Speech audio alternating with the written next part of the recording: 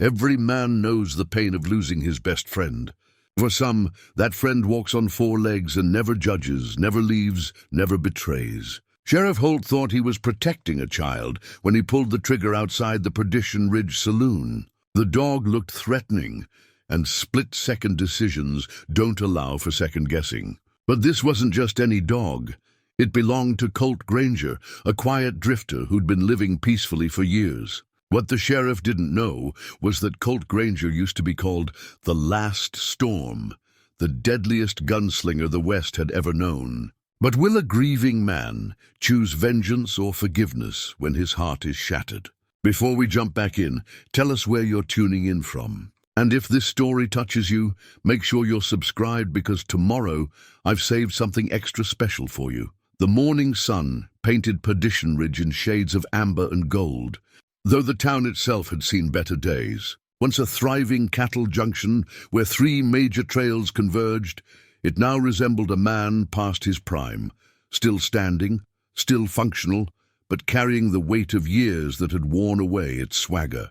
The railway had bypassed them 2 decades ago, taking with it the lifeblood of commerce that once made the streets bustle with drovers, merchants, and dreamers heading west. Colt Granger walked these quiet streets each morning at precisely 6:30, his faithful companion Rufus padding alongside him with the dignified gait of a dog who understood his place in the world. The old German shepherd mix had seen better days too, his muzzle grey with age. But his amber eyes still held the intelligence that had drawn Colt to him years ago at a trading post outside Santa Fe. They made an unlikely pair. The tall, weathered man in his late 50s, with hands too soft for ranch work, and the aging dog, who seemed to read his master's moods better than most humans ever could. Their route never varied. Down Main Street past Henley's General Store, where old Pete would wave from behind the dusty window. Past the newspaper office where the Perdition Ridge Gazette managed to find enough local news to justify its weekly printing. Around the corner to where Martha Sullivan taught her handful of students in the one-room schoolhouse that doubled as the town meeting hall on Sundays. Martha would often be sweeping her front steps when they passed, and she'd offer that gentle smile that reached her eyes, the kind of expression that spoke of someone who had known genuine loss but refused to let it embitter her heart. Colt would touch his hat brim in acknowledgement, and Rufus would wag his tail exactly 3 times. These small rituals mattered in a place like Perdition Ridge, where neighbors looked out for one another because the nearest real law was a 2-day ride away. Sheriff Benjamin Holt represented that law. Though at 26, he was younger than most of the troubles he was expected to handle. He'd won his badge in a county election that drew exactly 43 votes, running unopposed after the previous sheriff decided to try his luck in California. Ben was earnest and well-meaning, the kind of man who read law books by lamplight and practiced his quick draw behind the jail, where no one could see his clumsy fumbling with the weapon his position demanded he wear.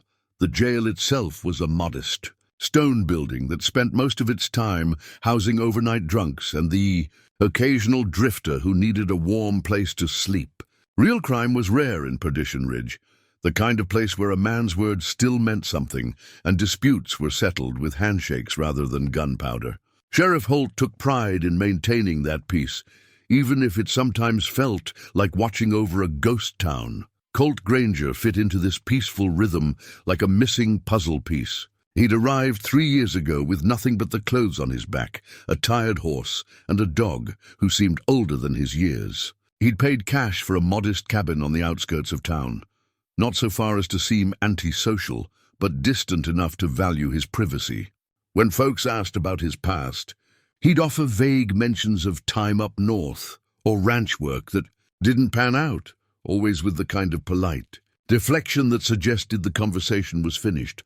What struck people most about Colt was his hands.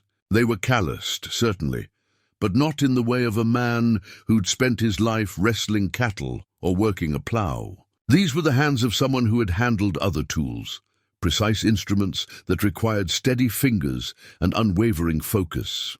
When he helped old Mrs. Patterson fix her fence gate, His movements carried a fluid efficiency that spoke of muscle memory honed through repetition of a very different sort. In the wooden box beneath his cabin floor, wrapped in oiled cloth and hidden under loose floorboards, lay the tools of his former trade. 2 Colt 45 peacemakers, their walnut grips worn smooth by decades of use, rested alongside a letter dated 7 years ago.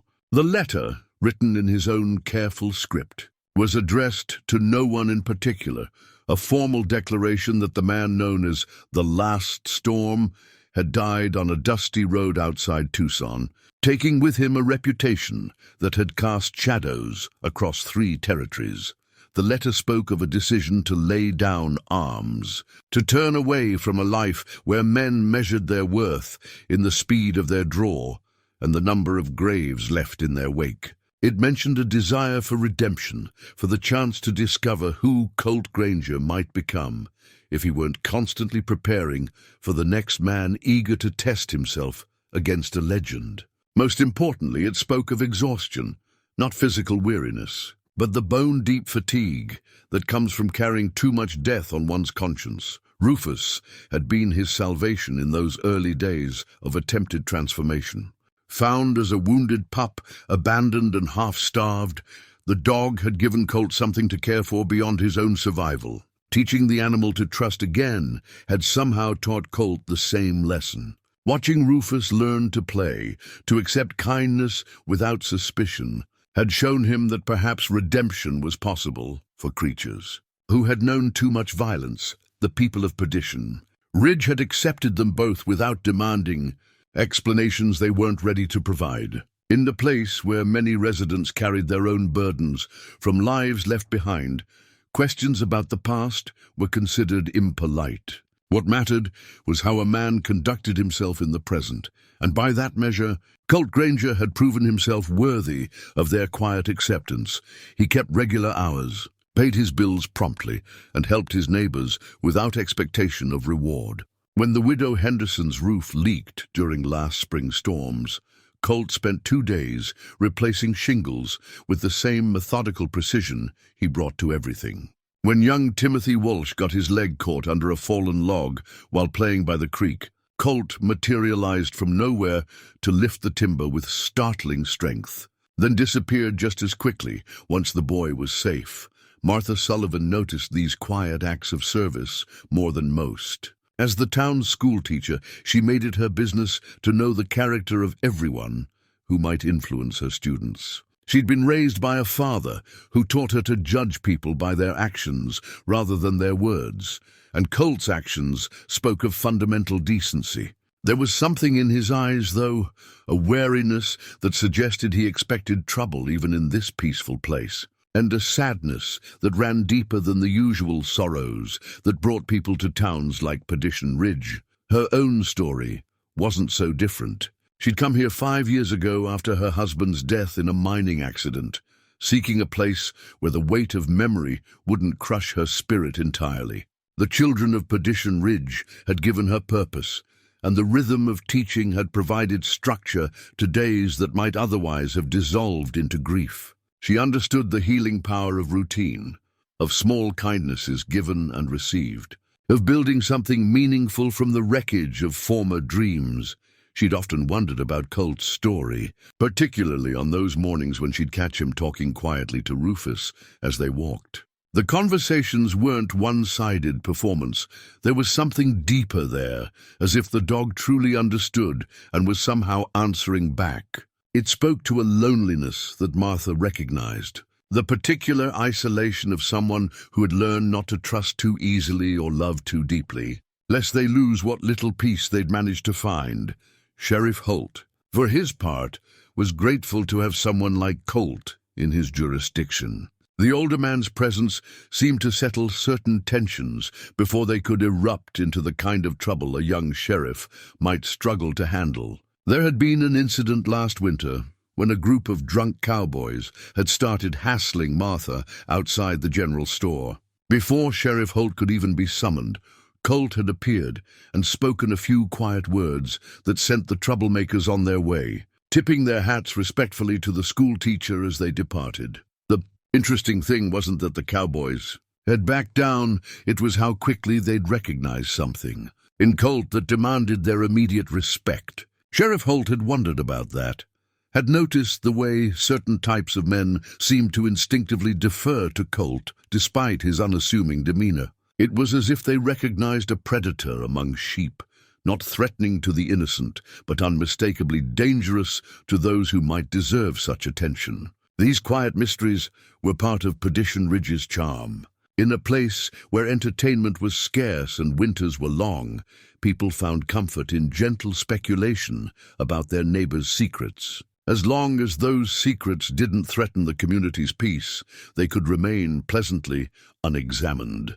Colt Granger was welcome to keep his past to himself, as long as his present continued to reflect the kind of character the town valued. On this particular morning, as Colt and Rufus made their customary rounds, the autumn air carried promises of winter and change. Neither man nor dog could have known that within hours, their carefully constructed peace would shatter like glass, and that the letter hidden beneath Colt's floorboards would become a prophecy proven false. Some transformations, it seemed, were never quite as permanent as we hoped them to be. The afternoon had been unremarkable until young Sally Morton decided she wanted to pet the pretty dog. Sheriff Holt was reviewing his weekly reports outside Mackenzie's saloon when he heard the child's delighted squeal. At 7 years old, Sally possessed the fearless curiosity that made her parents alternate between pride and panic. She'd spotted Rufus lying in the shade beside the hitching post where Colt had left him while conducting business inside the general store, and something about the old dog's patient demeanor had captured her imagination. Easy there. "Girl," Holt murmured automatically, not really paying attention as Sally approached the resting animal. His focus was on a report about cattle rustling 2 counties over, the kind of distant trouble that made him grateful for Perdition Ridge's peaceful reputation. Rufus had been dreaming, one of those deep, contented sleeps that came with age and security. In his dream, he was young again, chasing rabbits through meadows that stretched beyond the horizon. His legs moved in small running motions as he dozed, his breathing steady and calm. The approaching footsteps of a child should have been cause for gentle awakening. Perhaps a tail wag and the patient acceptance of small hands exploring his fur. But Sally's approach coincided with something darker stirring in Rufus's unconscious mind. Perhaps it was a memory from his younger days, before Colt had found him. Days when survival meant distinguishing between friend and threat with split-second accuracy. Or perhaps it was simply the confusion that sometimes clouds the boundary between sleep and waking in older minds, both human and canine. Whatever the cause, when Rufus startled awake to find a small figure reaching toward him, his first instinct was not recognition, but protection. He lurched to his feet with a sharp bark that carried none of his usual gentle nature. His lips pulled back to reveal teeth that suddenly seemed much larger and more threatening than they had moments before. Sally stumbled backward with a cry of surprise and fear, her small body hitting the ground hard enough to raise a cloud of dust. Her terrified scream cut through the afternoon air like a blade, and suddenly what had been a peaceful moment became something else entirely. Sheriff Holt's head snapped up from his paperwork. What he saw was a large dog standing over a fallen child, teeth bared, the little girl's screams filling the air. Training took over, or what passed for training, in a young man whose experience with genuine threats was limited to drunken cowboys and property disputes. His hand moved to his weapon with the kind of automatic response that law enforcement manuals insisted was necessary for protecting innocent life. The gun cleared, leather with a metallic whisper that seemed unnaturally loud in the space between heartbeats. Holt's finger found the trigger as his mind processed the scene. Child down, dog aggressive, immediate danger. The decision tree that every lawman learned by heart led to only one conclusion. From inside the general store, Colt was selecting supplies for the coming winter. Flour, coffee, sugar, the simple staples that marked the rhythm of a quiet life. He'd left Rufus outside, not from any concern about the dog's behavior, but simply because the store was crowded and he didn't want his companion getting underfoot. Rufus was perfectly capable of waiting patiently, had done so countless times before. The gunshot shattered the afternoon like thunder in a clear sky. Colt's blood turned to ice water. He knew the sound of a Colt 45, the way other men knew their wives' voices, intimately, instinctively, with the kind of recognition that bypassed conscious thought entirely. But this wasn't the distant echo of target practice or the celebratory firing that sometimes marked Saturday nights in cattle towns. This was close, immediate, and somehow wrong in ways his experienced ear couldn't immediately identify. He dropped his intended purchases and moved toward the door with fluid urgency. His body responding to danger, signals his mind hadn't fully processed. Through the window, he could see a small crowd gathering near the hitching post. And somewhere in the center of that crowd, Rufus lay motionless in the dust, a spreading stain of red beneath his graying fur. Time became elastic, stretching some moments into eternity while compressing others into flashes of sensation. Colt found himself kneeling beside his companion without remembering the steps that had carried him there. His hands that had remained steady through 1,000 dangerous encounters, trembled as they explored the familiar shape of Rufus's head. Searching for signs of life that weren't there to be found, the bullet had struck true, as bullets fired by frightened men sometimes do through sheer tragic luck. It had found the space between ribs with the kind of precision that made death quick, which was perhaps the only mercy in the entire situation. Rufus would not have suffered, would not have understood what was happening in those final seconds. One moment he'd been startled and confused, the next he was gone. Sheriff Holt stood frozen with his smoking weapon still drawn, his young face pale with the realization of what he'd done. Sally Morton had stopped screaming and was now silent, staring at the consequences of her innocent desire to pet a friendly dog.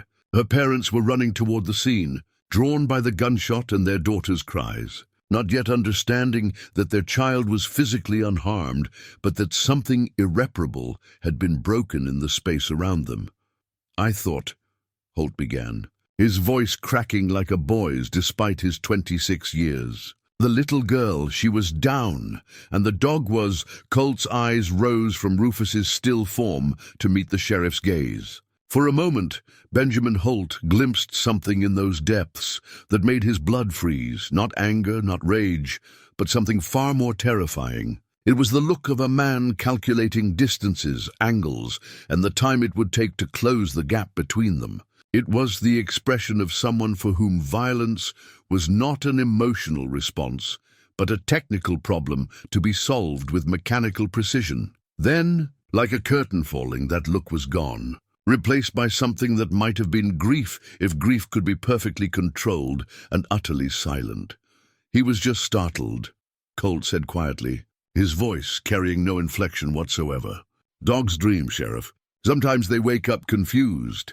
The words hung in the air with the weight of absolute finality. No accusation, no threat, no demand for explanation or apology.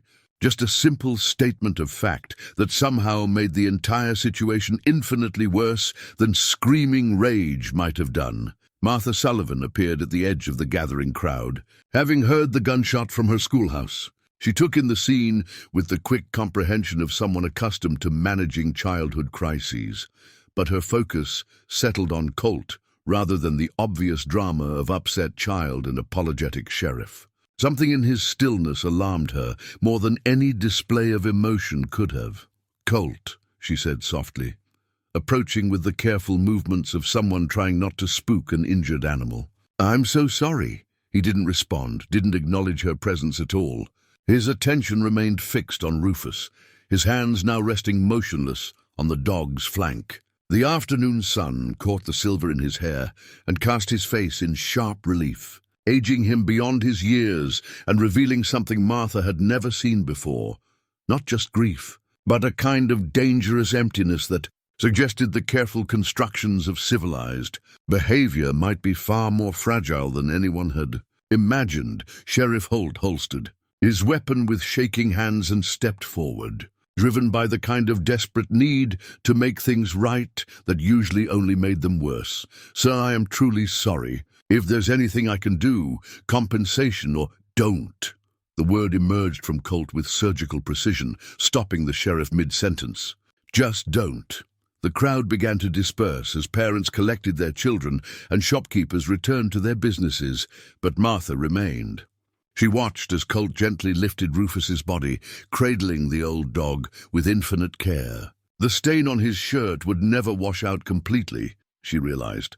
Some marks go deeper than fabric, settling into the very fiber of who we are. As Colt carried his companion away from the scene of this terrible misunderstanding, the bullet that had ended Rufus's life remained embedded in the wooden post behind where the dog had fallen. Later, after the crowd had gone and the sun had set, Colt would return with a knife to dig that piece of lead from the wood. He would clean it carefully and keep it, though no one would ever know why. Some wounds, after all, deserved to be remembered.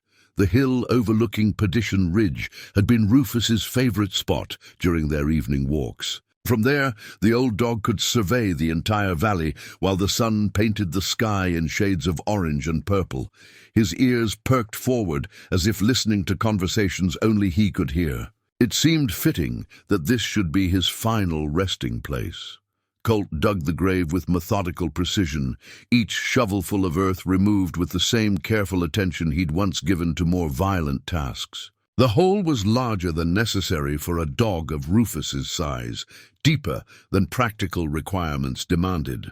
But this wasn't about practicality. It was about respect, about creating a space worthy of the loyalty that had asked for nothing and given everything. He worked through the night, pausing only when his aging body demanded rest. By dawn, the grave was complete, perfectly rectangular, lined with smooth stones he'd gathered from the creek bed, deep enough to ensure that coyotes and other scavengers would never disturb what lay within. He wrapped Rufus in a blanket that still carried the scent of their shared cabin, and then lowered his companion into the earth with the same gentle care he'd shown in life. The headstone was a simple piece of slate with Rufus's name carved in careful letters. Below the name, Colt had added a single word: friend. No dates, no flowery epitaphs, just the truth of what had been lost when Sheriff Holt's bullet had found its mark. As the sun climbed higher, painting the valley in morning gold, Colt remained beside the grave. He spoke quietly to the turned earth, sharing thoughts he'd never voiced aloud when Rufus could actually hear them. About the loneliness that preceded their partnership, about the peace that had followed, about the fear that now gnawed at him, not fear of death, which had been his constant companion for decades, but fear of what he might become if the carefully constructed walls he'd built around his anger should finally crumble. Sheriff Holt found him there. An hour after sunrise, the young lawman had spent the night, pacing his small quarters behind the jail, crafting and discarding a dozen different speeches of apology. Each attempt had sounded more hollow than the last, until he'd finally accepted that no arrangement of words could undo what his hasty judgment had accomplished. Still, the attempt had to be made. His conscience demanded it, even if his intelligence suggested it would be futile. "Mr. Granger," he called out as he approached the hilltop, his voice carefully modulated to project respect and regret in equal measure. "I wanted to, that is, I came to offer—" "I know why you're here," Colt replied without turning around. His voice carried no anger, which somehow made it more unsettling than rage would have been. "You want to apologize. You want to explain that you were protecting a child, that you acted on instinct, that you're sorry for the way things turned out." Sheriff Holt stopped walking, struck by the accuracy of the summary. "Yes, sir. That's exactly what I wanted to say. And you want to ask what you can do to make this right." Colt finally turned to face him, and Holt was struck by how calm his expression remained.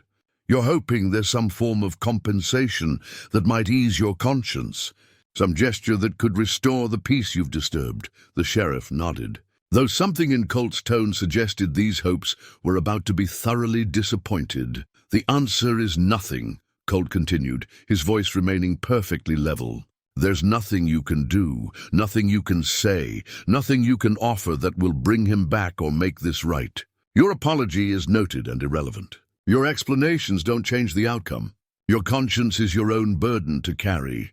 The words struck with the force of physical blows, not because they were cruel, but because they were delivered with such complete absence of emotion. Sheriff Holt found himself wishing for anger, for threats, for any response that fell within the normal range of human interaction. This mechanical recitation of facts was far more frightening than passion would have been. "I understand," Holt managed. Though he was beginning to suspect, he understood very little about the man standing before him. But if there's ever anything, there won't be. The finality in those two words ended the conversation as effectively as a slammed door. Sheriff Holt retreated down the hill, carrying with him the unsettling certainty that his problems with Colt Granger were far from over, even if he couldn't yet comprehend their true scope.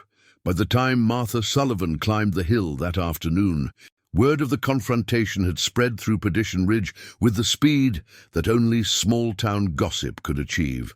She'd heard a dozen different versions of what had transpired between Colt and the sheriff, each account growing more ominous than the last. Some claimed that Colt had threatened violence.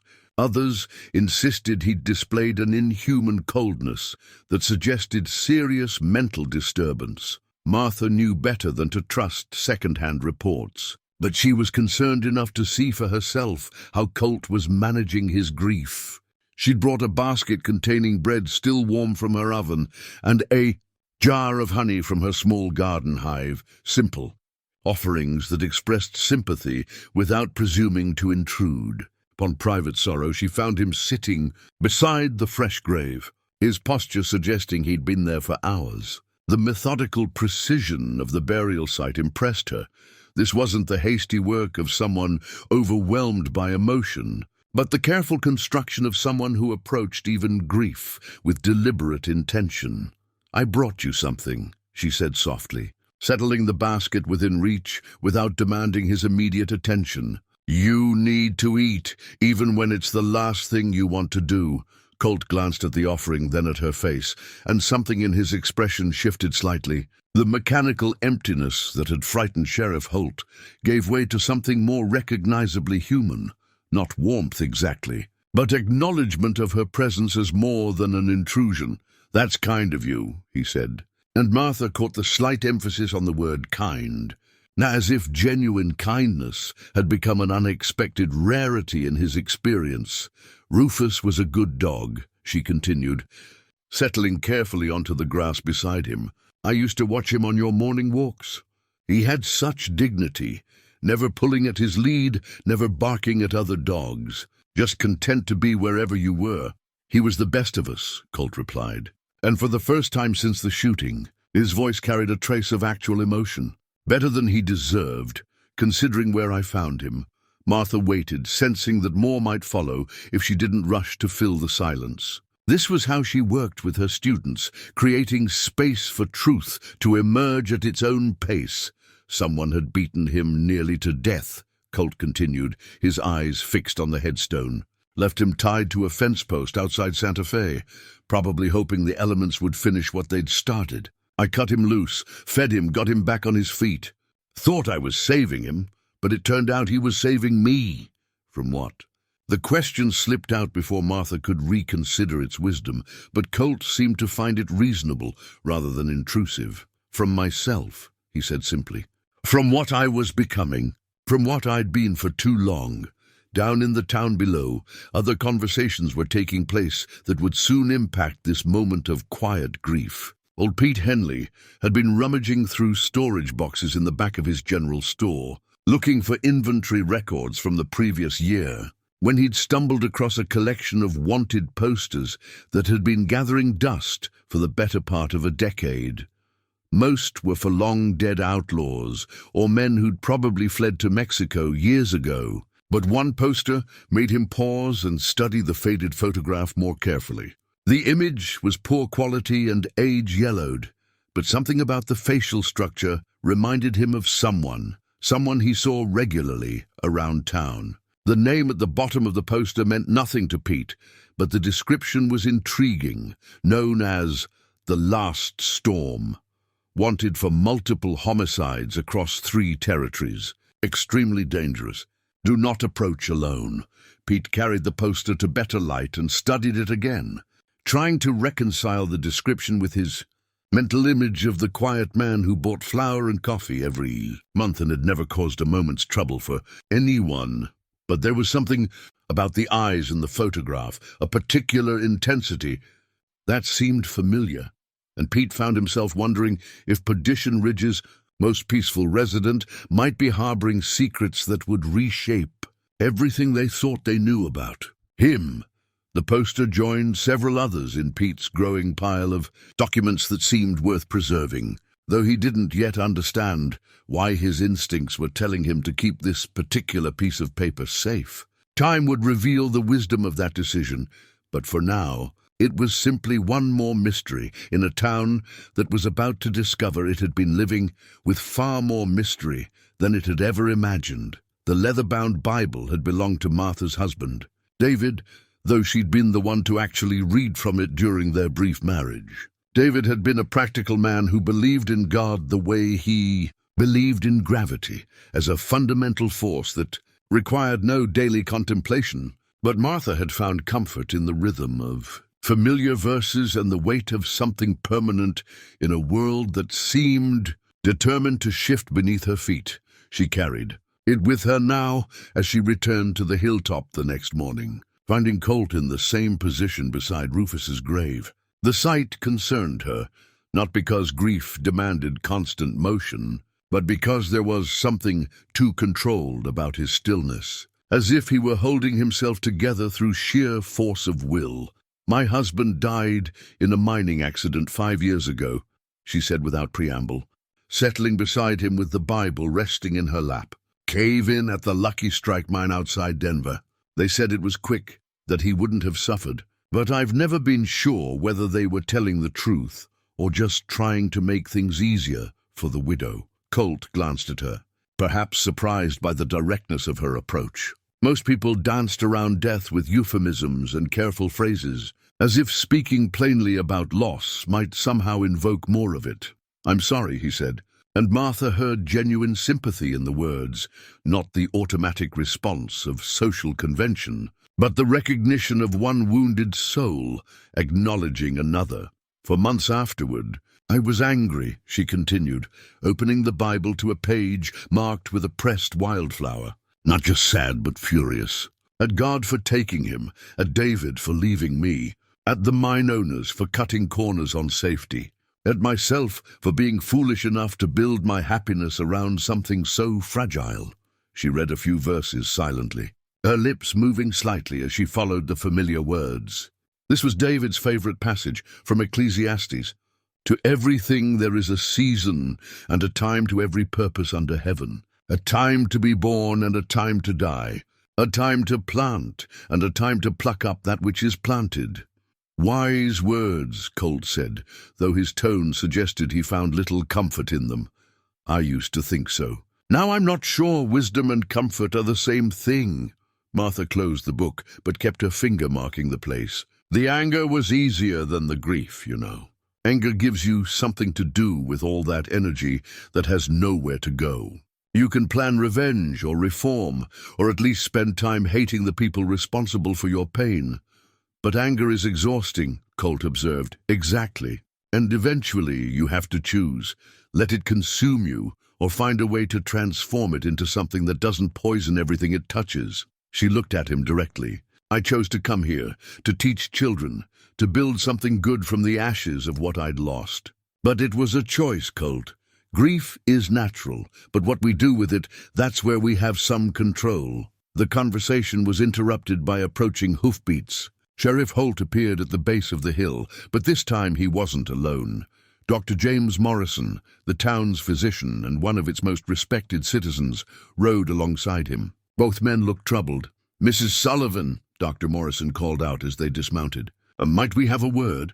Martha rose and walked down to meet them, leaving Colt to his vigil. The three spoke in low tones, their discussion occasionally punctuated by glances toward the hilltop.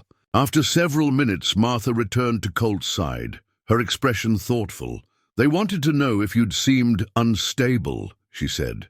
"Apparently there's been talk in town about your reaction to Rufus's death. Some people are concerned that you might be planning something, retribution of some kind. And what did you tell them? That grief takes many forms, and that a man has a right to mourn his companion without being treated like a criminal." Martha's voice carried a hint of steel. "But they showed me something that's got them worried." She reached into her coat and withdrew a folded piece of paper, one of the old wanted posters Pete Henley had discovered in his storage boxes. The image was faded and the details unclear, but the resemblance was unmistakable to anyone who looked closely enough. Colt studied the poster without apparent surprise, as if he'd been expecting this moment for years. "Where did they find this?" "Pete's been going through old papers. This was mixed in with a bunch of outdated notices from territorial marshals." Martha watched his face carefully. "Is it true?" "Which part? That I'm the man in that picture, or that I'm extremely dangerous?" "Both." Colt was quiet for a long moment, his eyes fixed on something far beyond the horizon. When he finally spoke, his voice carried the weight of years spent carrying secrets too heavy for one man to bear alone. "The man they called the Last Storm died 7 years ago on a road outside Tucson. I buried him there along with everything he'd done, everything he'd been. Colt Granger came here to live quietly, to harm no one, to find some peace before the end. But you're still the same person." Martha pressed gently. "The skills, the knowledge, the instincts, those don't just disappear because you decide to leave them behind." "No," Colt admitted. "They don't." As if to illustrate the point, his head turned sharply toward a sound that Martha couldn't hear, some distant noise that had triggered an automatic response. His posture shifted, almost imperceptibly, his weight redistributing in a way that would allow for instant movement in any direction. The transformation lasted only seconds before he consciously relaxed again. But Martha had seen enough to understand what the town was beginning to fear. "Dr. Morrison thinks you might be suffering from some kind of delayed shock," she said. "He's worried that the trauma of losing Rufus might trigger a psychological break, cause you to revert to old patterns of behavior. And what do you think?" Martha considered the question seriously, studying the man beside her with the same careful attention she'd give to a student struggling with a difficult lesson. "I think you're one of the most controlled people I've ever met. I think you've spent years learning to manage whatever darkness lives inside you. But I also think that control comes at a cost, and I'm worried about what happens if something pushes you past your breaking point." Down in the town, more discoveries were being made. The wanted poster had prompted additional searches through old records, and other documents were surfacing. Newspaper clippings about gunfights, reports of entire gangs eliminated by a single man, accounts of a reputation so fearsome that some outlaws simply fled territories where the Last Storm was known to operate. Sheriff Holt was beginning to understand that he'd made more than a tragic mistake. He'd potentially awakened something that had been deliberately buried. The stories emerging from those yellowed papers painted a picture of a man who approached violence with the same methodical precision others might apply to carpentry or accounting. There were no accounts of cruelty or unnecessary killing, but there was something almost inhuman about the efficiency described in witness statements. 37 confirmed kills, Dr. Morrison read from one report. Always fair fights, always legal under territorial law, but my God, Ben, 37 men. And those are just the confirmed ones, Sheriff Holt replied, his young face pale with the weight of understanding. There are references to other incidents, other situations where he was involved, but the details were kept quiet. The two men looked toward the hill where Colt maintained his vigil, and both wondered the same thing. What did you do when you discovered that your peaceful community had been harboring one of the most dangerous men the West had ever known? And what did you do when you realized that you might have been the one to wake him up? On the hilltop, Colt was asking Martha a question that would prove more prophetic than either of them realized. When you made your choice to build something good from your grief, he said, did you ever worry that you might not be strong enough to stick with it? That some situation might arise that would test your resolve beyond its limits? Martha thought of David's Bible, of the comfort she'd found in choosing hope over bitterness, of the children she taught and the life she'd built from the ashes of the one she'd lost. Every day, she admitted. But that's what makes it a choice worth making, the fact that it has to be made over and over again, especially when it would be easier to give up. Neither of them could know that those words would soon be tested in ways that neither grief nor wisdom had prepared them to face. The stranger rode into Perdition Ridge on a Tuesday morning when the autumn air carried the first real bite of winter. He was young, perhaps 25, with the kind of deliberate swagger that comes from spending too much time practicing intimidation in front of mirrors. His gun belt rode low on his hips, positioned for what he imagined was an impressive quick draw, and his eyes swept the quiet streets with the hungry expression of a man looking for reputation-making opportunities. Jake Thornton was his name, though he'd been trying to convince people to call him the Boise Kid ever since he'd won a disputed gunfight outside an Idaho saloon 6 months ago. That single victory had convinced him he was destined for greatness in a profession where most practitioners died young and forgotten. He'd been following rumors and stories across 3 territories, looking for a chance to test himself against someone whose defeat would actually mean something. He watered his horse at the trough outside Mackenzie's saloon and made casual conversation with the few townspeople willing to acknowledge his presence. Small-town folks were usually eager to share local gossip with strangers, especially when that gossip involved anyone interesting enough to break the monotony of their daily routines. "Quiet place you got here," Jake observed to Pete Henley, who was sweeping the front steps of his general store with the methodical rhythm of someone who found comfort in routine. "Quiet's the way we like it," Pete replied, though his tone suggested he was beginning to question whether that preference was realistic. "Don't get many visitors this time of year. Heard you might have someone special staying here," Jake continued, his voice carrying the practiced casualness of someone fishing for specific information. "A fellow goes by the name of Colt Granger?"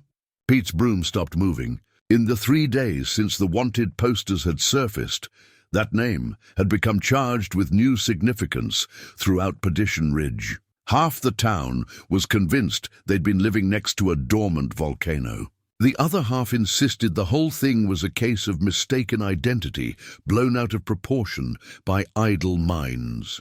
"Why would you be asking about Mr. Granger?" Pete said carefully. Jake's smile revealed teeth that needed better attention and a confidence that needed better foundation. "Let's just say I've heard some interesting stories. Stories about a man who used to go by a different name. Something about storms and such." The conversation was overheard by several others, and within an hour word had spread through Perdition Ridge with the speed of a grass fire. The stranger wasn't just asking about Colt. He was asking about the last storm, and his intentions weren't academic. Young men with gun belts didn't travel hundreds of miles to discuss philosophy. Dr. Morrison found Sheriff Holt cleaning his weapon behind the jail, a task the young lawman had been performing with obsessive frequency since discovering exactly whom he'd antagonized with his hasty shooting of "Rufus, we have a problem," the doctor announced without preamble. "There's a gunfighter in town asking about Colt, and from what I can tell, he's not here to pay his respects." Sheriff Holt looked up from his pistol, his face showing the strain of sleepless nights spent contemplating scenarios he wasn't equipped to handle. "How do you know he's a gunfighter?" "Same way you know a snake is poisonous, by the way he carries himself and the kind of questions he's asking." Dr. Morrison sat heavily in the spare chair, suddenly looking older than his 53 years. "Ben, we need to think about what we're going to do if this situation escalates." "What do you mean?" "I mean, what happens if someone forces Colt back into being the man he used to be? What happens to our town if the last storm decides that Perdition Ridge isn't worth protecting?" The implications of that question settled over both men like a cold fog. They'd spent days worrying about Colt's potential for violence, but they'd failed to consider the possibility that his presence might actually have been protecting them from worse threats. If his reputation had been keeping other dangerous men away, what would happen now that word was spreading about his location? On the hill overlooking town, Colt was engaged in a different kind of preparation. The conversation with Martha had forced him to confront truths he'd been avoiding, and the appearance of Jake Thornton had made those truths unavoidable. He'd spent the morning hours digging beneath his cabin's floorboards, retrieving items he'd hoped never to touch again. The Colt 45 peacemakers emerged from their oiled wrapping like sleeping serpents, awakening to familiar warmth. They fit his hands with the terrible perfection of tools crafted specifically for their user, their weight and balance as familiar as his own heartbeat. He'd maintained them meticulously during his years of peace, not from any conscious intention to return to violence, but from the kind of professional habit that transcends conscious decision. The leather holsters were supple and well-oiled, designed for speed and comfort during long hours of wear. The ammunition was fresh, replaced annually whether used or not. Everything was exactly as it had been when he'd first decided to bury this part of his life. Waiting with patient readiness for a call he'd prayed would never come. Martha found him there, standing in his modest cabin, with the tools of his former trade laid out on the table like surgical instruments. She stopped in the doorway, struck by how the simple presence of those weapons seemed to transform him, not into someone different, but into someone more complete, as if an essential part of him had been missing and was now restored. "You've heard about our visitor," he said without turning around. "Half the town is talking about him. The other half is talking about you." Martha stepped into the cabin, closing the door behind her. "People are scared, Colt. They should be, of you or of him." Colt finally turned to face her, and Martha saw something in his expression that hadn't been there before, not the mechanical emptiness that had frightened Sheriff Holt, but a kind of resigned clarity of what happens when the past refuses to stay buried. "You could leave," she suggested, though her tone indicated she already knew what his answer would be. "Running away won't solve anything.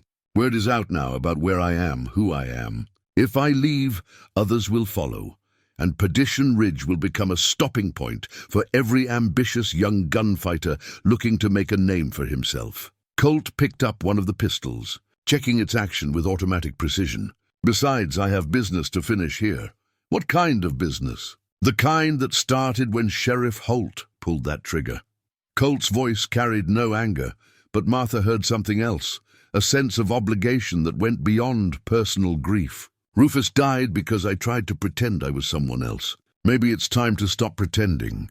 The implications of that statement sent a chill through Martha that had nothing to do with the approaching winter. She'd seen glimpses of the man behind Colt's careful facade, but now she was beginning to understand the full scope of what he'd been holding back. Not just violence, but a kind of responsibility that came with his reputation. "What are you going to do?" "What I have to do." Colt strapped on the gun belt with movements that spoke of decades of practice. The weapons settled into place as if they'd never been away, transforming his silhouette in ways that were subtle but unmistakable. "What I should have done the moment that young fool rode into town." Outside, Jake Thornton was making his own preparations. He'd found lodging at the town's small boarding house, and had spent the afternoon asking pointed questions about Colt's daily routines, his preferred haunts, and his current state of mind. The responses had been encouraging. The local consensus seemed to be that Colt Granger was a broken-down old man, trading on a reputation that belonged to someone else. That assessment was about to be tested in ways that would reshape Jake Thornton's understanding of both himself and the profession he thought he'd chosen. Some lessons, he would soon discover, came at prices too high to pay, and some reputations were built on foundations too solid to be shaken by youthful ambition. As the sun set over Perdition Ridge, Two men prepared for a confrontation that would determine more than just who was faster with a gun. It would decide whether the town's brief experiment with peace could survive the return of its most dangerous resident to his true nature, and whether redemption was possible for a man whose past refused to let him go. The last storm was awakening, and everyone in Perdition Ridge was about to learn whether that was a blessing or a curse. By Thursday morning, Perdition Ridge had acquired 2 more visitors, and the town's atmosphere had shifted from nervous speculation to palpable dread. Word traveled fast in the gunfighter community, faster than telegraphs, sometimes faster than horses. When someone like Jake Thornton started asking questions about the last storm, other ambitious young men took notice. The second arrival called himself California Tom, though his accent suggested origins much closer to Kansas. He was older than Jake, perhaps 30, with the kind of hard-earned scars that indicated survival through multiple encounters rather than mere bravado. He'd taken a room at the boarding house and spent his time gleaning an impressive collection of weapons while sharing stories designed to establish his credentials. The third man troubled everyone, more than the first 2 combined. He gave his name simply as Smith and paid for his accommodations with gold coins that bore Mexican mint marks. His guns were practical rather than ostentatious, and he had the disturbing habit of watching everything while appearing to notice nothing. Those who'd spent time around truly dangerous men recognized the type, a professional who killed for money rather than reputation, which made him both more predictable and more dangerous than glory seekers like Jake Thornton. Dr. Morrison had called an emergency meeting of the town council, though Perdition Ridge's formal government consisted mainly of whoever could be convinced to show up when decisions needed making. The gathering convened in the back room of Mackenzie's saloon, where worried voices competed with the autumn wind rattling the windows. "We need to ask him to leave," insisted Mary Kendrick, whose boarding house was now hosting 2 of the unwelcome visitors. "This isn't our fight, and we shouldn't have to suffer for someone else's past mistakes." "And go where?" countered Pete Henley, who'd spent the morning researching territorial law in preparation for this discussion. "You think these men will just disappear if Colt Granger rides out of town? They'll follow him, and the next settlement will face the same problem. Besides, according to territorial statute, a man can't be forced to leave a community unless he's been convicted of a crime." Sheriff Holt sat quietly at the end of the table, still struggling to process the magnitude of what his hasty decision had unleashed. The wanted posters had been just the beginning.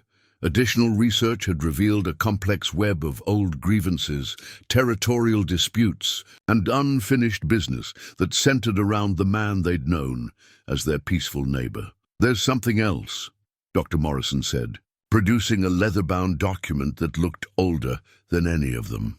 "I found this in the county records, the original charter that established Perdition Ridge back in 1847.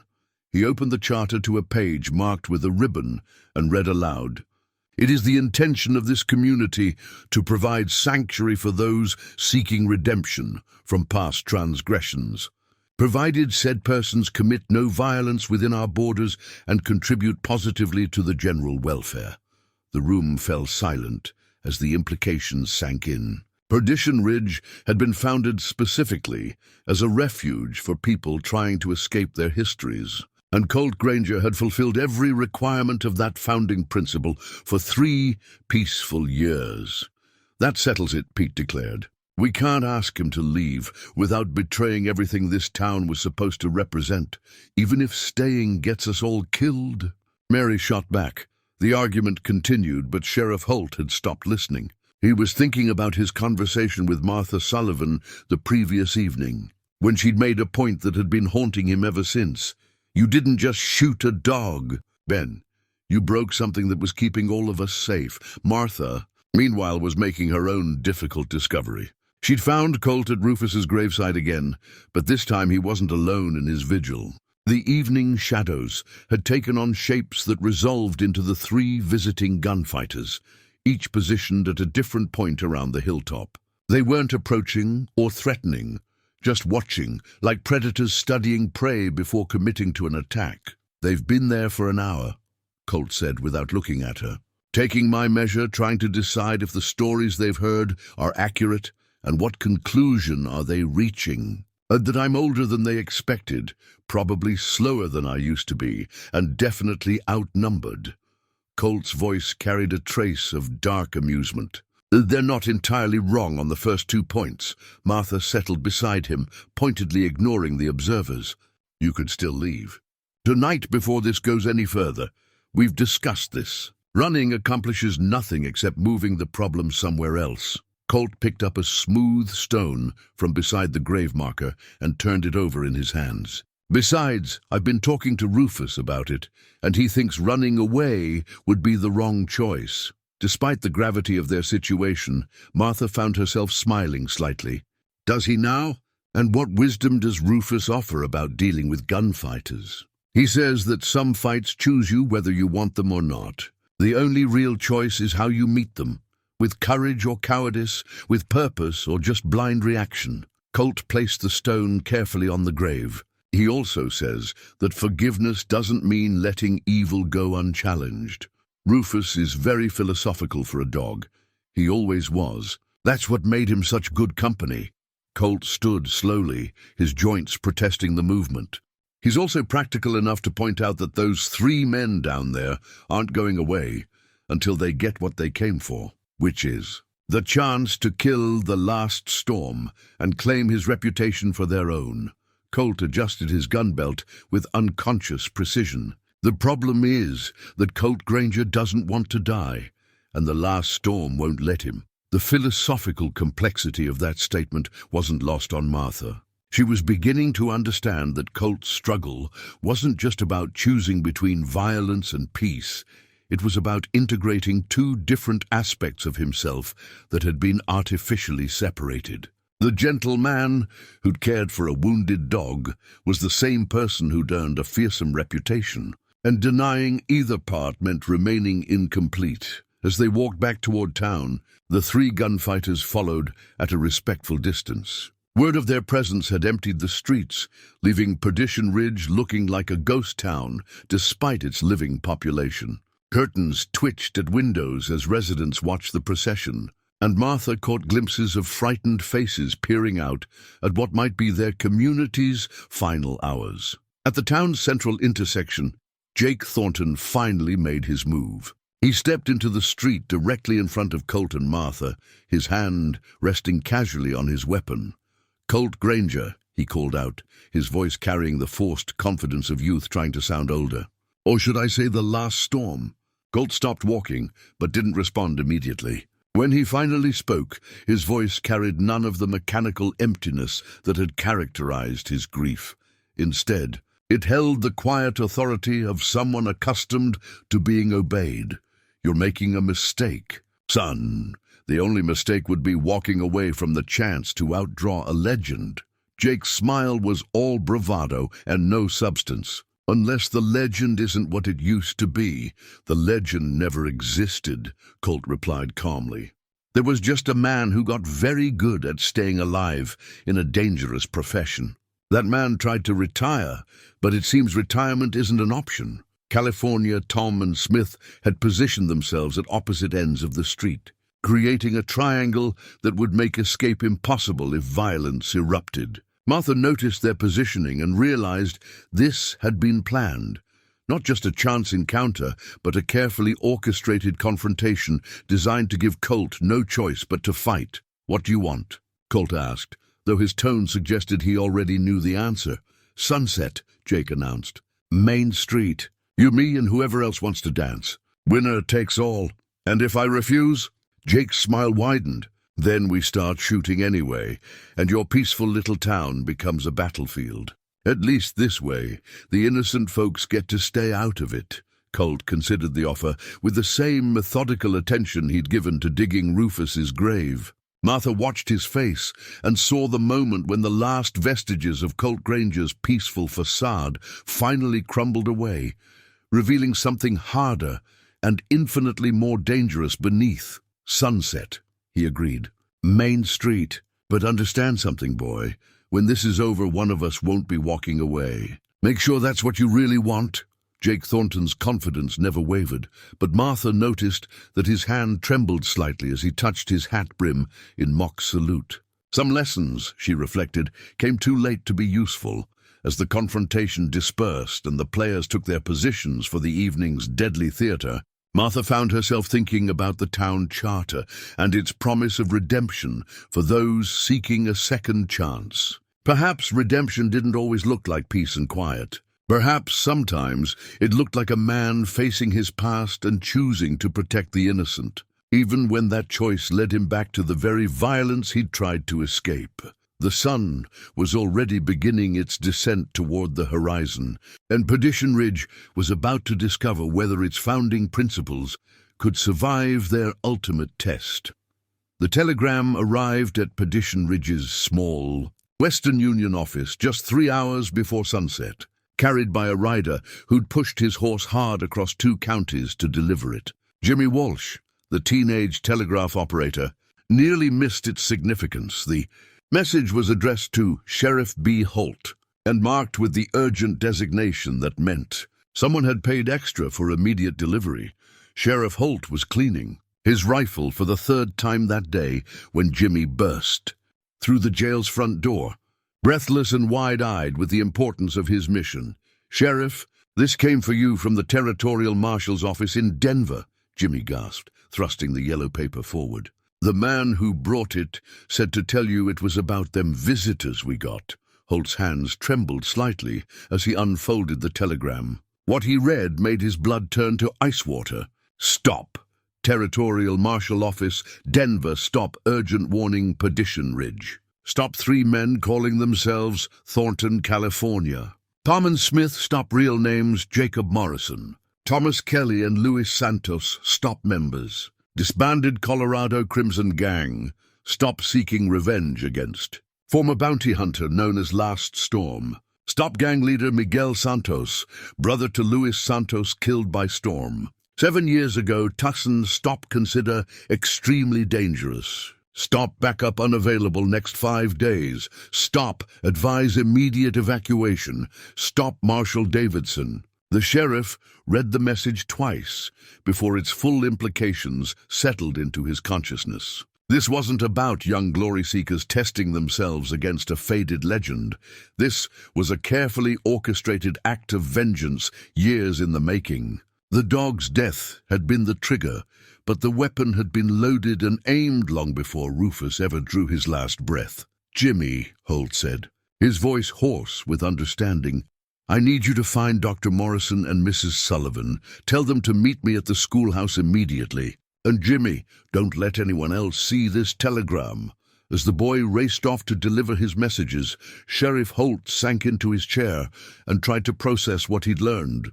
The Colorado Crimson Gang had been one of the most ruthless outlaw organizations in the territory until 7 years ago, when they'd simply vanished from the criminal landscape. Now he understood why. The Last Storm had systematically hunted them down, and the survivors had been planning their revenge ever since.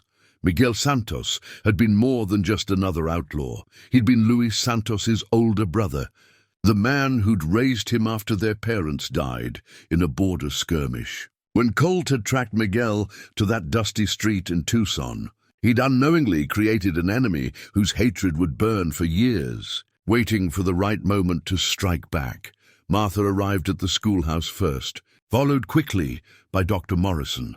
Both wore the strained expressions of people who'd spent the day contemplating their community's potential destruction. Sheriff Holt showed them the telegram without preamble, watching their faces pale as they absorbed its contents. "This changes everything," Dr. Morrison said quietly.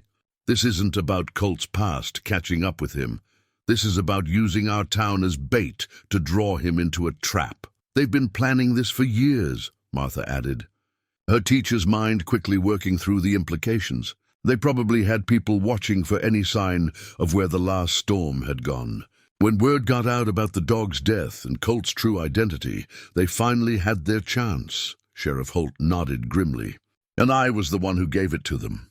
My hasty shooting of that dog set all of this in motion." "No," Martha said firmly.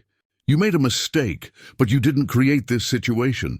These men would have found another way to force a confrontation eventually. The important thing now is figuring out how to protect the town. What do you mean? I mean, this was never about a fair fight between Colt and 3 gunslingers. This is about revenge, and revenge doesn't play by honorable rules. Martha's voice carried the certainty of someone who'd seen enough of human nature to understand its darker impulses. They'll use whatever leverage they can find, including innocent townspeople, to ensure they get what they want. As if summoned by her words, the sound of gunfire echoed from the direction of Main Street. Not the measured cadence of a formal duel, but the rapid, panicked shooting of a fight that had gone wrong. The 3 hurried toward the sound, joining a growing crowd of residents drawn by the commotion. They found Colt standing over the body of California Tom, or Thomas Kelly, as the telegram had identified him. The man's weapon lay several feet away, suggesting he'd been attempting to draw when Colt's bullet found its mark. But this hadn't been the sunset showdown that Jake Thornton had demanded. This had been an ambush attempt that had gone disastrously wrong for the ambushers. He tried to bushwhack me from the alley behind Henley's store, Colt explained to the gathering crowd, his voice carrying the flat calm that followed life-or-death encounters. Guess he thought the last storm had gotten slow enough to surprise. Jake Thornton, Jacob Morrison, stood at the far end of the street with Luis Santos, both men clearly shaken by their companion's sudden demise. The carefully planned coordination of their attack had crumbled in the face of skills that hadn't diminished as much as they'd hoped. Sheriff Holt approached Colt with the telegram in his hand. "We need to talk, privately." They retreated to the jail, where Holt shared what he'd learned about the true nature of their visitors. Colt read the telegram with the same methodical attention he'd given to everything else. But Martha noticed a subtle change in his posture as the full scope of the threat became clear. "Miguel Santos," Colt said finally. "I remember him. Good with a gun, better with a knife, and absolutely ruthless when it came to protecting his own. I killed him in Tucson after he murdered a family of homesteaders for the $17 they had in their traveling money. His brother's been planning this revenge for 7 years," Sheriff Holt said. "Using our town as the battlefield for settling old scores." "Then we have a problem," Colt replied. "Because men like Luis Santos don't fight fair, and they don't limit their targets to the person they're actually hunting. If he can't beat me in a straight fight, he'll start taking hostages." As if to confirm Colt's prediction, the sound of breaking glass came from the direction of the schoolhouse. Through the jail's front window, they could see smoke beginning to rise from the building where Martha had spent 5 years building something meaningful from the ashes of her own loss. "He's forcing the issue," Martha said, understanding immediately what was happening. "Making sure you can't just ride away and hope they'll follow." Colt was already moving toward the door, his hand resting on the grip of his weapon. "No, he's making sure I understand that this fight is going to happen on his terms, not mine." "What are you going to do?" Sheriff Holt asked. "What I should have done the moment I learned they were here." Colt paused at the threshold, and for a moment his expression showed not the mechanical calm of the last storm, but the genuine sorrow of Colt Granger. "I'm going to finish what I started in Tucson 7 years ago, but there are 2 of them left, and they're not going to fight fair." "Neither am I," Colt replied. "Not anymore." As he stepped into the street, Martha realized that she was witnessing more than just a man preparing for a gunfight. She was watching someone integrate the different parts of himself that had been artificially separated. The gentle soul who'd mourned his dog and the deadly professional who'd carved his reputation from violence weren't opposites. They were different aspects of the same complex human being. The last storm was returning, not because Colt Granger was disappearing, but because both identities were finally working toward the same goal, protecting the innocent from predators who would destroy anything to satisfy their hunger for revenge. The sun was still an hour from setting, but the real showdown was about to begin. not in the romantic tradition of high-noon duels, but in the grimmer reality of life-or-death struggles, where survival mattered more than honor, and where the innocent often paid the price for other men's sins. Luis Santos had spent 7 years planning this moment, but he was about to discover that the last storm had spent those same years learning how to be something even more dangerous than a legendary gunfighter, a man with something worth protecting. The fire at the schoolhouse had been carefully contained, just enough to send a message without destroying the entire building. Luis Santos was making a point, not eliminating a strategic position. He wanted everyone in Perdition Ridge to understand that their peaceful little community could be reduced to ashes if he didn't get what he'd come for. Colt stood in the doorway of his cabin, fully armed for the first time in 7 years. The transformation was remarkable, not just the presence of weapons, but the way they seemed to complete him. His posture was different, more centered and alert. His movements carried the fluid economy of someone whose body remembered lethal skills, even when his mind had tried to forget them. Martha watched him check his weapons with professional thoroughness. Each cylinder was examined, each cartridge verified, each moving part tested for proper function. These weren't the actions of a man preparing for a duel. This was a craftsman ensuring his tools were ready for precision work. "Tell me about Miguel Santos," she said, settling into the cabin's single chair. "What kind of man was he?" "The worst kind," Colt replied without looking up from his preparations. "Smart enough to be truly dangerous, ruthless enough to do anything necessary, and charismatic enough to convince others to follow him into damnation. He built the Colorado Crimson Gang from nothing into one of the most feared organizations in 3 territories, and you destroyed them. I hunted them down one by one over the course of 18 months. It wasn't personal. I was working for the territorial government, tracking wanted men who'd put themselves beyond the reach of normal law enforcement." Colt's voice carried no pride, just the flat recounting of professional duties performed. "Miguel was the last one left, and he was the most dangerous because he knew I was coming." Martha pulled a leather-bound journal from her coat, one of the historical documents Dr. Morrison had uncovered during his research into Colt's past. The pages were filled with newspaper clippings, witness statements, and official reports that painted a picture of systematic pursuit and elimination that had become the stuff of legend. "Listen to this," she said, opening to a page marked with a ribbon. "The man known as the Last Storm has no equal in the dangerous profession of bounty hunting. In 7 years of documented activity, he has never failed to bring in his target, has never killed an innocent person, and has never been wounded in a confrontation. His methods are precise, his reputation is unquestioned, and his presence in any territory serves as deterrent to criminal activity." She turned to another page. "And like many in his profession, the Last Storm appears to take no pleasure in violence. Witnesses consistently describe him as methodical rather than passionate, surgical rather than brutal. He kills when necessary but never when avoidable, and he has been known to offer surrender terms even to the most hardened criminals." That was written by a territorial judge who'd seen a lot of men in my line of work, Colt said. "Most bounty hunters were either glory seekers or sadists. I was trying to be something different, a professional who treated even killing as a job that needed to be done right. But you gave it up. I got tired." Colt sat on the edge of his bed, suddenly looking every one of his 57 years. Not physically tired, soul tired.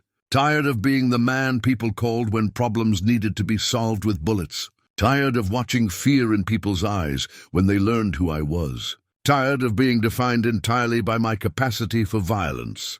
Martha closed the journal and studied his face. "And now? Now I understand that violence isn't something you can just walk away from when good people need protection. Miguel Santos taught me that lesson 7 years ago, and his brother is about to learn it himself." Outside, Sheriff Holt was organizing what passed for Perdition Ridge's defenses. The town's adult men had gathered in Mackenzie's saloon, armed with hunting rifles and revolvers that most of them hadn't fired in anger since the war ended. They were farmers, shopkeepers, and craftsmen, decent people who'd hoped their communities' remote location would spare them from the kind of violence that plagued larger settlements. The important thing is to keep the women and children safe, Holt explained to the assembled group. We'll set up positions around the town center, but nobody engages unless they're directly threatened. This is between Colt and those men. We're just making sure it stays that way. Pete Henley raised his hand. What if they try to use hostages? Then we make sure they don't succeed, Dr. Morrison replied grimly. Whatever our feelings about Colt's past, he's been a good neighbor to all of us. We owe him the chance to settle this, without innocent blood being spilled. The conversation was interrupted by the arrival of Jacob Morrison, who walked through the saloons, batwing doors with his hands raised in a gesture of temporary truce. His youthful bravado had been replaced by the pale-faced realization of someone who'd gotten in deeper than he'd ever intended. I need to talk to your sheriff, he announced to the room. About terms. Sheriff Holt stepped forward, his hand resting on his weapon. What kind of terms? The kind that might keep your town from being burned to the ground. Jake's voice carried none of its former cockiness. Luis Santos isn't interested in a fair fight. He wants the last storm to suffer before he dies, and he's willing to hurt anyone necessary to make that happen. What does he want? He wants Colt to walk out onto Main Street unarmed and surrender himself. In exchange, he promises to leave your town alone after he's finished with his business, Dr. Morrison snorted. And you believe him? I believe he'll do exactly what he says, kill Colt slowly and then ride away. What I don't believe is that he'll be satisfied with just that. Jake looked around the room at the faces of men who were beginning to understand the true nature of their situation. Santos has been planning this for 7 years. He's not going to settle for simple revenge when he can make it into a public demonstration of his power. Outside the saloon, Luis Santos was making his own preparations. He'd positioned himself in the church bell tower, which provided an excellent view of the entire town and clear shooting angles to most of its important buildings. From there, he could control the battlefield while remaining safely out of reach of return fire. His remaining ammunition was arranged in neat rows, and he'd prepared several bottles of lamp oil that could be converted into improvised incendiary devices if the situation required it. This wasn't going to be a quick showdown. It was going to be a siege designed to draw out the last storm's suffering for as long as possible. As the sun began its final descent toward the horizon, Martha made her way back to Colt's cabin for what she feared might be their last conversation. She found him sitting on his front porch, watching the sky change colors with the kind of peaceful attention that seemed incongruous with his current situation. You don't have to do this, she said, taking the seat beside him. We could evacuate the town. Let the territorial marshal handle it when he arrives. 5 days, Colt replied. That's how long before backup arrives, according to that telegram. Santos could reduce this place to ashes in 5 hours if he decides that's what he wants to do. And if you face him, then at least it ends quickly, one way or another. Colt turned to look at her directly. Martha, I need you to understand something. The man who's been living here for 3 years, the man who found peace with a dog for company and quiet routines, that man was real. But he was only part of the truth. I know that. The last storm was real too. The skills, the reputation, the capacity for violence, all of it was part of who I am, even when I was trying to pretend otherwise. Colt's voice carried a calm certainty that spoke of hard-won self-knowledge. Rufus helped me find the balance between those two parts of myself. Without him, I started to lose that balance.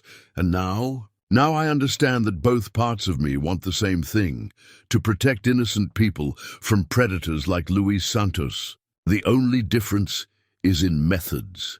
Martha reached over and took his hand, the same hand that had gently cared for a wounded dog and that would soon be holding weapons designed for killing. What would Rufus want you to do? Colt smiled for the first time since his companion's death. not the mechanical expression of social convention, but genuine warmth touched with profound sadness. He'd want me to be the man he always believed I was, someone capable of both gentleness and necessary violence, depending on what the situation required. And what does this situation require? Justice, Colt said simply. Not revenge, not glory, not the satisfaction of old grudges. Just justice for a town that offered sanctuary to a man trying to find redemption, and protection for people who've done nothing to deserve being caught in the crossfire of other men's sins. As darkness settled over Perdition Ridge, the final pieces of the confrontation moved into position. Luis Santos in his bell tower fortress, Jake Thornton torn between loyalty to his gang and horror at what they planned, Sheriff Holt trying to organize a defense with untrained civilians, and Colt Granger walking toward a reckoning that would determine not just his own fate, but the survival of everything he'd come to value during his years of attempted peace. The last storm was returning, but this time he carried more than just a reputation for deadly skill. He carried the weight of responsibility for protecting the innocent, and the hard-earned wisdom of a man who'd finally learned the difference between necessary violence and mere revenge. The stage was set for a confrontation that would test every principle he'd struggled to understand during his years of exile from his true nature. The simple wooden cross that marked Rufus's grave caught the last light of sunset as Colt knelt beside it one final time. He'd carved it himself from a piece of oak, smoothing the wood until it felt like silk beneath his fingers. The name was etched deep enough to last for years, along with that single word that captured everything important about their relationship. "Friend, I've been talking to everyone about what you'd want me to do," Colt said quietly to the turned earth. "Martha thinks you'd want me to protect the innocent. Sheriff Holt thinks you'd want me to be the better man. The townspeople think you'd want me to save them." He placed his hand on the grave marker, feeling the warmth the wood had absorbed from the day's sun. "But I think you'd want me to stop pretending I'm two different people. You always knew I was both Colt Granger and the last storm, and you loved me anyway. Maybe it's time I learned to do the same." The sound of breaking glass echoed from the town below, another window in another building. Luis Santos continuing his campaign of intimidation. But this time Colt heard something else, the cry of a child, quickly muffled, and the sharp command of a man's voice ordering silence. They'd taken hostages. Colt rose from beside the grave with fluid grace, his decision finally made. He was done running from who he was, done pretending that peace could be maintained by simply refusing to acknowledge the existence of evil. Some situations required the skills of a man who'd spent years learning how to end threats efficiently and permanently. The walk down the hill felt different this time, not the careful descent of someone trying to avoid confrontation, but the purposeful stride of a professional approaching a job that needed to be done. His weapons rode easily on his hips, their weight as familiar as his own breathing. The last storm was returning, but he carried with him everything Colt Granger had learned about the value of protecting the innocent. Main Street was empty, except for Luis Santos, who stood in front of the church with young Sally Morton held firmly against his chest. The same child whose desire to pet a friendly dog had started this entire sequence of events was now a human shield, her eyes wide with terror, but her small jaw set with the stubborn courage that ran in her family. "The last storm!" Santos called out, his accent making the title sound like a curse. "Finally ready to face what you've done." Colt stopped 50 feet away, his hands resting loosely at his sides. "Let the girl go, Santos. Your fight is with me. My fight is with the man who murdered my brother and destroyed my family." Santos's grip on Sally tightened, making her wince. "Miguel was the only family I had left, and you killed him for money. I killed him because he was a murderer who preyed on innocent families." Colt's voice carried no anger, just the calm statement of fact. "The same way you're doing now. The same way I'm going to do to this whole town if you don't drop those guns and walk toward me with your hands up." From his position behind the general store, Sheriff Holt watched the confrontation with growing understanding of just how outmatched he'd always been in this situation. Even at 50 yards, he could see the difference in how the two men carried themselves, Santos tense and sweating despite the cool evening air. Colt motionless as carved stone, except for the slight shift of his weight that suggested readiness to move in any direction. "You've got 3 seconds," Santos continued, pressing the barrel of his pistol against Sally's temple. "Then I start shooting and the little girl goes first." "No," Colt said simply. "She doesn't." What happened next would be talked about in Perdition Ridge for decades afterward, though no 2 witnesses would ever agree on exactly how it unfolded. The movement was too fast for untrained eyes to follow, a fluid draw that seemed to bring Colt's weapon to firing position without any visible transition from rest to readiness. The shot took Santos in the shoulder, spinning him away from Sally with enough force to break his grip on the child. It wasn't a killing shot. The last storm was too skilled for that to be accidental. It was a precisely placed bullet designed to disable without destroying, to end the immediate threat while leaving the target alive for justice. Sally dropped to the ground and scrambled toward the safety of the nearby buildings, her small legs carrying her faster than anyone would have thought possible. Santos stumbled backward, clutching his wounded shoulder, his own weapon falling forgotten to the dusty street. But the confrontation was far from over. Jake Thornton, Jacob Morrison, emerged from his hiding place behind the saloon, his gun already drawn and aimed at Colt's back. The young man's face showed the strain of someone trying to honor old loyalties while recognizing their fundamental corruption. "I'm sorry," he called out, though whether he was apologizing to Colt or to his own conscience wasn't clear. "I can't just let you—" The second shot came from an unexpected direction. Sheriff Holt stepped into the street with his rifle raised, and the bullet that had been meant for Colt instead struck the wooden post beside Jake's head, sending splinters flying and making the young gunfighter dive for cover. "That was a warning shot," Holt announced, his voice carrying new authority. "The next one won't be." For a moment, the street was silent except for the sound of Luis Santos's labored breathing and the distant murmur of townspeople emerging from their hiding places. Then Martha Sullivan appeared at the end of the street, walking calmly toward the scene of violence with the measured pace of someone who trusted completely in the man she'd come to know. "It's over," she said, loud enough for everyone to hear. "No more shooting, no more threats. Just 3 men who need to decide what kind of people they want to be." Colt kept his weapon trained on Santos while glancing toward the building where Jake had taken shelter. "You can walk away, boy." "Your choice.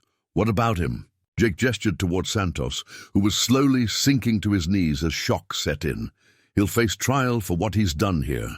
Legal justice, not the personal kind." Colt's voice carried the calm certainty of someone who'd finally integrated all aspects of himself into a coherent whole. That's what separates civilization from chaos, the choice to use legal remedies instead of personal revenge. Santos looked up from where he knelt in the dust, his face pale with blood loss and the realization that his 7-year quest for vengeance had ended in complete failure. "You think you've won something here?" "I think I've learned something," Colt replied.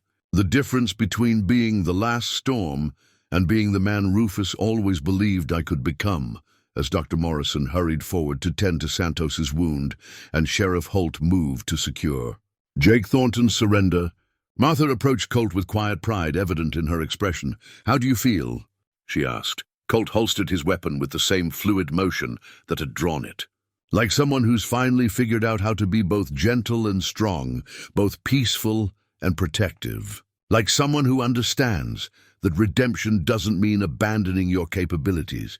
It means using them for the right reasons." The first phase of the confrontation was over, but its resolution had revealed something more important than any display of gunfighting skill: the possibility of integrating a violent past with a peaceful present, creating something stronger than either could be alone.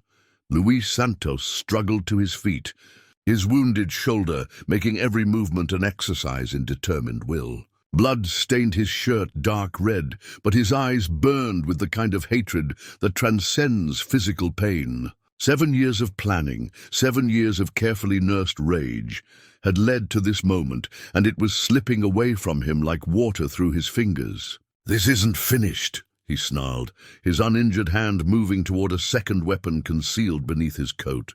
"You killed my brother, destroyed my life. I won't let you walk away from that." Colt watched the movement with the kind of patient attention a craftsman might give to a delicate piece of work. He could have ended it immediately. The last storm's reflexes were still faster than most men's conscious thoughts. But something Martha had said earlier echoed in his mind, the choice between using violence as a tool and using it as an expression of anger. "Your brother chose his path," Colt said calmly, "just like you're choosing yours right now." He was family. Santos's hand found the grip of his hidden pistol. Blood calls to blood, and what about her blood? Colt gestured towards Sally Morton, who was now safely in her mother's arms, but still watching the confrontation with wide, frightened eyes. "What about all the innocent people you've threatened tonight? Don't their lives matter as much as your need for revenge?" The question seemed to give Santos pause, as if he'd never considered that his actions might affect anyone beyond the immediate targets of his hatred. For a moment, something almost human flickered across his features, doubt perhaps, or the recognition that his quest for vengeance had led him down a path that would have horrified the brother he claimed to be avenging. Then the moment passed, and his face hardened into the mask of someone who'd traveled too far down a dark road to find his way back to the light. "Justice," he spat. "That's all I want." "No," Colt replied quietly. "Justice is what happens in courtrooms, with judges and juries and proper legal procedures. What you want is revenge, and revenge never heals anything. It just spreads the wound to more people."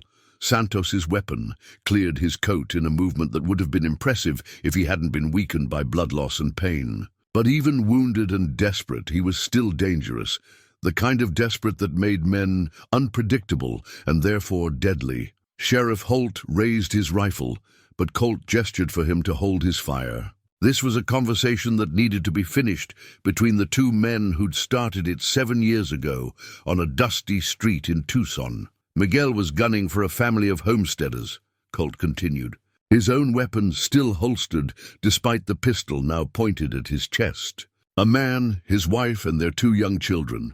He killed them for $17 and the deed to land he couldn't even use. When I tracked him down, I gave him the same choice I'm giving you now: surrender and face legal justice, or choose to die in the street like the predator he'd become. You're lying. I'm telling you the truth. You've spent 7 years trying not to hear. Colt's voice carried the weight of absolute certainty. Miguel chose to fight rather than face trial, just like you're choosing now. But I won't let your grief destroy innocent people the way his greed did.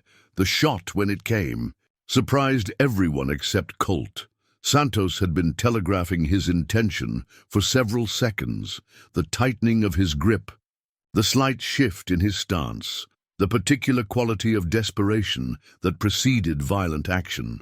The last storm had seen it countless times before and knew exactly when the moment of decision would arrive. Colt's draw was a thing of beauty, not the flashy showmanship that young guns practiced in front of mirrors, but the smooth, efficient motion of someone for whom speed was less important than accuracy. His bullet found its target with surgical precision, striking Santos's gun hand and sending the weapon spinning away into the darkness. Santos collapsed to his knees, clutching his shattered hand to his chest. His 7-year quest for revenge, ending not in dramatic death, but in the quiet defeat of overwhelming skill, applied with merciful restraint. "It's finished," Colt announced to the gathering crowd, finally holstering his weapon. "Luis Santos will face trial for assault, kidnapping, and terroristic threats. Jake Thornton will have the chance to testify against his former associates in exchange for a reduced sentence. and Perdition Ridge can go back to being the peaceful community it was meant to be. Dr. Morrison hurried forward to tend to Santos's new wound, while Sheriff Holt moved to formally arrest both men. The crowd began to disperse, neighbors checking on neighbors and parents gathering their children close. The immediate crisis was over, but the deeper questions it had raised would be discussed around dinner tables for months to come. Martha approached Colt as he stood watching the cleanup efforts, her expression mixing relief with profound respect for what she'd witnessed. "That last shot," she said. "You could have killed him easily." "Yes," Colt agreed. "But killing him wouldn't have served justice. It would have just satisfied my anger over Rufus's death. There's a difference, and understanding that difference is what separates the last storm from just another gunfighter." And now? Colt looked toward the hill where Rufus lay buried, then back toward the town that had become his home.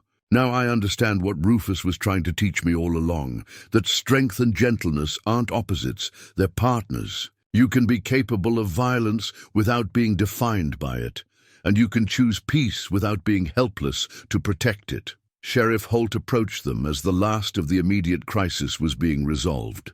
"What do I put in my report about tonight?" "The truth," Colt replied. "That Perdition Ridge was threatened by dangerous men seeking personal revenge, and that the community came together to protect its innocent members from harm. The rest is just details."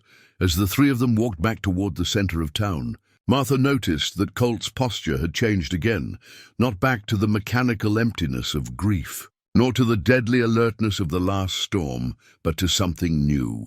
He carried himself like a man who'd finally integrated all aspects of his identity into a coherent whole, someone who could be both the gentle soul who mourned a dog and the skilled protector who could face down killers when necessary. The final shot of the confrontation had been more than just a display of marksmanship.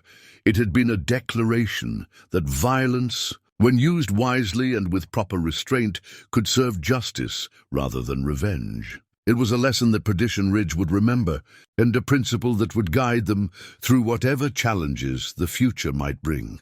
The last storm had returned, but he brought with him the wisdom to know when the storm was necessary and when it was time for calm. 3 weeks after the confrontation that had shaken Perdition Ridge to its foundations, the town had settled into a new rhythm that acknowledged both the fragility of peace and the strength required to maintain it. Luis Santos had been transported to the territorial capital for trial, while Jake Thornton, whose real name was indeed Jacob, Morrison had accepted a plea arrangement that would see him serving 2 years in the territorial prison in exchange for his testimony against the remaining members of the disbanded Colorado Crimson gang. The burned sections of the schoolhouse had been repaired with lumber donated by grateful townspeople, and Martha Sullivan had resumed her teaching duties with a new appreciation for the ordinary miracle of children learning to read and write in safety. Her students sensed that something important had changed in their teacher, not just relief at surviving a dangerous situation, but a deeper understanding of how precious and fragile the peaceful moments of life truly were. Sheriff Holt had also changed, though the transformation was more visible to outside observers than to himself. The young man who had once practiced his quick draw in private, hoping to appear more competent than he felt, now carried himself with the quiet confidence of someone who had stood up to real danger and proven himself worthy of the badge he wore. The town council had already voted unanimously to reconfirm his appointment, and there was talk of recommending him for a territorial commendation. But the most significant changes were taking place in the modest cabin where Colt Granger had resumed his quiet life. Though quiet no longer meant isolated. Visitors came regularly now, not strangers seeking to test themselves against a legend, but neighbors who had come to understand that having someone like the last storm living among them was a blessing rather than a curse, provided that person used his skills for protection rather than personal advancement. On this particular afternoon, Colt was working at his kitchen table with tools that would have surprised anyone expecting to find weapons being maintained. Instead, he was carefully shaping a piece of leather, cutting and smoothing it with the same methodical precision he brought to everything else. The leather was soft and supple, dyed a warm brown that would complement the coat of the young German Shepherd mix that had been found wandering the hills outside town the previous week. The dog, whom the local children had already named Chance, was currently lying beside Colt's chair, watching the work with intelligent amber eyes that reminded everyone of his predecessor. He was younger than Rufus had been when Colt found him, perhaps 2 years old, with the kind of alert wariness that suggested he'd learned to be cautious around humans, but was willing to risk trust again. Martha knocked on the cabin door, just as Colt was attaching the brass buckle that would complete the collar. She'd brought her usual offering of fresh bread, but also something else, a letter that had arrived on the Mourning stage. "It's from the Territorial Marshal's office," she said, settling into the chair across from him, while Chance approached to investigate the newcomer with polite canine curiosity. "An official commendation for your actions in protecting Perdition Ridge." Colt read the letter without visible emotion, then set it aside with the same indifference he'd shown to the wanted posters that had started the entire crisis. "Paperwork," he said simply. "What matters is what actually happened, not what officials write about it afterward, and what actually happened. A town learned that peace doesn't mean helplessness, and a man learned that redemption doesn't require abandoning your capabilities, just using them for the right reasons." Colt tested the fit of the new collar around Chance's neck, adjusting the length until it rested comfortably against the dog's fur. Also, a young sheriff discovered that courage isn't about not being afraid. It's about doing what's right, despite being afraid. Martha watched the careful attention Colt paid to ensuring the collar fit properly, neither too tight nor too loose. "Are you worried about caring for another dog? About the possibility of losing him the way you lost Rufus?" The question hung in the air for a moment while Colt considered his answer. When he finally spoke, his voice carried the hard-won wisdom of someone who'd learned to balance love and loss without letting fear prevent either. "Rufus taught me that the risk of loving something is always worth taking, even when you know that loss is inevitable," he said. "Running away from love doesn't protect you from grief. It just guarantees that you'll never experience the joy that makes grief meaningful." "And the last storm? What happens to that part of you?" "He's still here," Colt replied matter-of-factly. "He always will be. But now he serves a purpose larger than just survival or reputation. He protects things worth protecting, and he only appears when peaceful methods aren't sufficient to keep innocent people safe." Through the window, they could see children playing in the street under the watchful eyes of parents who no longer took their community's safety for granted. The town had learned that peace was something that required active maintenance, not passive hope, and that sometimes the most peaceful people were those who possessed the capability for necessary violence. Dr. Morrison appeared in the doorway, followed by Sheriff Holt. Both men had become regular visitors, drawn by something more than just curiosity about their famous neighbor. They'd discovered that Colt possessed a kind of practical wisdom about conflict, resolution that couldn't be learned from books, the kind of understanding that came from years of dealing with dangerous people and dangerous situations. "Any word from the territorial capital about the trial?" Dr. Morrison asked as he settled into one of the additional chairs Colt had recently acquired. "Santos pled guilty to all charges," Sheriff Holt reported. 20 years hard labor, with the possibility of parole after 15 if he demonstrates genuine rehabilitation. The judge said it was the testimony from Jake Morrison that convinced him Santos deserved a chance at redemption rather than a death sentence. "Good," Colt said simply. 15 years should be enough time for him to decide whether he wants to spend the rest of his life carrying that hatred or learning to build something better.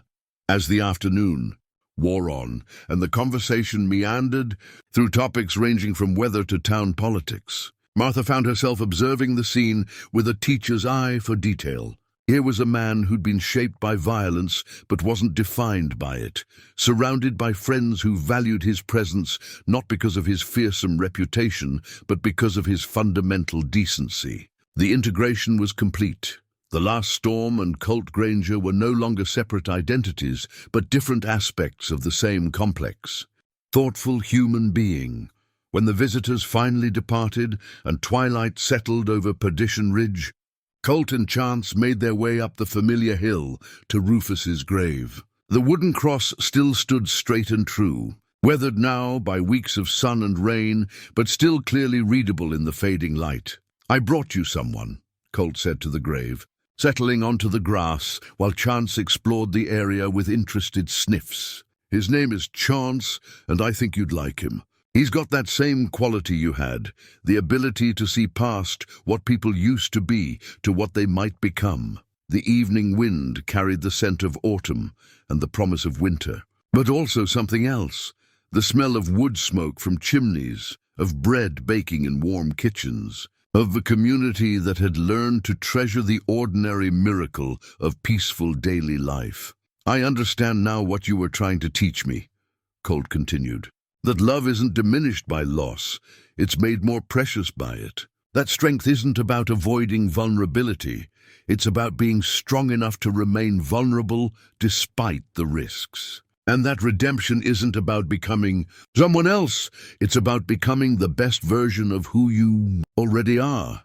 As full darkness settled over the valley and the lights of Perdition Ridge began to twinkle below, Colt rose from beside the grave and started back toward town. Chance fell into step beside him, comfortable in the presence of this man who smelled of leather and sadness and something else, something that spoke of protection and safety, and the kind of love that was strong, enough to risk everything for those who mattered. Behind them, the simple wooden cross caught the first light of the rising moon, standing as a testament to the truth that some bonds transcend death, and that the lessons learned from love and loss can transform even the most hardened heart into something capable of both gentleness and necessary strength. The Last Storm had found his peace at last, not in the absence of conflict, but in the knowledge that he could meet whatever challenges arose with both wisdom and compassion, protecting what mattered most while remaining true